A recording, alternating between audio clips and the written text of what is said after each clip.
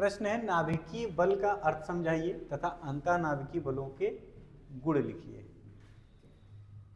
अंतःनाभिकीय बल से क्या मतलब है?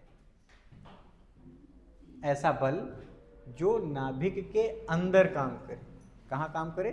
नाभिक के अंदर, उसी को क्या कहेंगे? अंतःनाभिकीय बल। तो डिफिनेशन अगर पहले देखनी है नाभिकीय बल की, तो नाभिक के अंदर उपस्थित वे बल जो न्यूक्लियानो, किसकी बात हो रही है? न्यूक्लियानो। न्यूक्लियानो या न्यूक्लियन किसको बोलते हैं? इलेक्ट्रॉन, प्रोटॉन और न्यूट्रॉन, इन तीनों को हम क्या कहते हैं? न्यूक्लियन। क्या कहते हैं? न्यूक्लियन। ठीक है, यानी न्यूक्लियानो के अलग अलग नाम इलेक्ट्रॉन, प्रोटॉन, न्यूट्रॉन है। अब न्यूक्लियानो अगर कह दिया गया तो इससे ये कुछ भी कंफर्म नहीं है कि हम इलेक्ट्रॉन की बात कर रहे हैं या प्रोटॉन की बात कर रहे हैं या न्यूट्रॉन की बात कर रहे हैं, क्योंकि हम इन तीनों को न्यूक्लियन कह सकते हैं। ठीक है, बात समझ में आई कि नहीं आई? तो वही इसमें कहा गया कि नाभिक के अंदर उपस्थित वे बल जो न्यूक्लियानों को आपस में बांधे रखते हैं नाभिकीय बल कहलाते हैं। क्या कहलाते हैं? नाभिकीय बल कहलाते हैं। अब एक कॉन्सेप्ट समझिए। अभी तक जो हम समझते थे परमाणु की संरचना, वो क्या होती थी? ये बीच में एक नाभिक होता था और उसके चारों तरफ क्या होती थी? कक्षाएं होती थी। और नाभिक में ये जो हमारा नाभिक है, ये क्या है? नाभिक। और जो कक्षाएं हैं, कक्षाओं में क्या होते थे? इलेक्ट्रॉन्स। क्या होते थे? इलेक्ट्रॉन्स। कक्षाओं में क्या होते थे?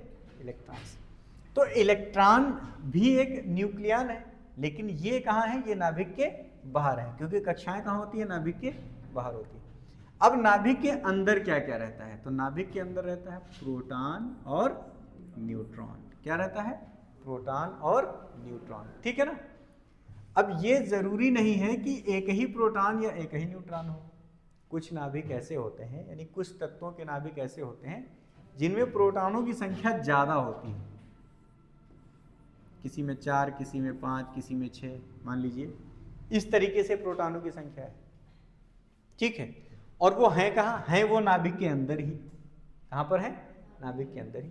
एक चीज हम जानते हैं कि जो इलेक्ट्रॉन होता है उस पर जो चार्ज होता है वो निगेटिव होता है, जो प्रोटॉन होता है उस पर जो चार्ज होता है वो पॉजिटिव होता है। न्यूट्रॉन न्यूट्रल होता है, न्यूट्रॉन पे किसी तरीके का चार्ज नहीं होता है, अब तक ज्ञात जानकारी के अनुसार। ठीक है, तो यहां पर अगर देखा जाए तो नाभिक एक छोटा सा स्थान, क्योंकि परमाणु ही इतना छोटा होता है जिसको हम खुली आंखों से यानी ऐसे नहीं देख पाते हैं, बिना इलेक्ट्रॉन माइक्रोस्कोप के हम उसको नहीं देख पाते हैं।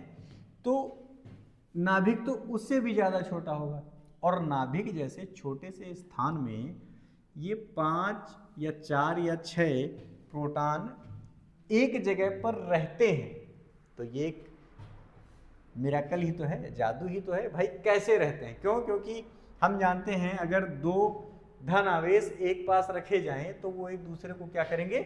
प्रतिकर्षित करेंगे। यानी इसकी टेंडेंसी होगी कि ये पॉजिटिव इधर भग जाए, ठीक है, या ये वाला पॉजिटिव इधर भग जाए।